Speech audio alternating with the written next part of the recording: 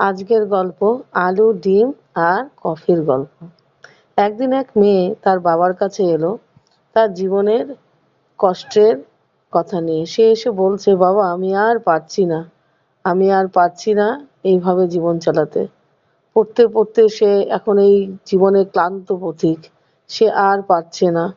তখন সমস্যার শেষে প্রাণে আরেকটা হাজির হওয়া, একটা সমস্যা শেষ হয় আর একটা সমস্যা এসে হাজির হয়।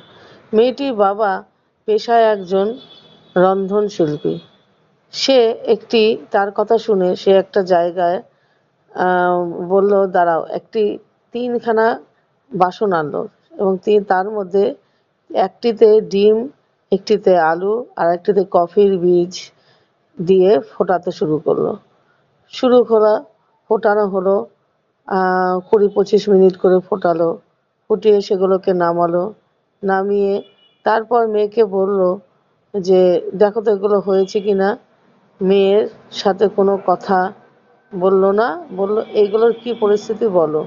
তখন মেয়ে ২০ মিনিট পর বলছে, এই তিনটেকে একইভাবে ফোটানো হয়েছে, একটাতে একই তাপমাত্রায় তিনটেকে ফোটানো হয়েছে, ডিম, আলু আর কফি বিনসগুলো।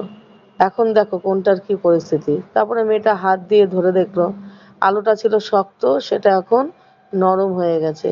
ডিমটা একটি কঠিন আবরণের মধ্যে ছিল, নরম, সে এখন কঠিন আবরণ ছেড়ে শক্ত হয়ে গেছে।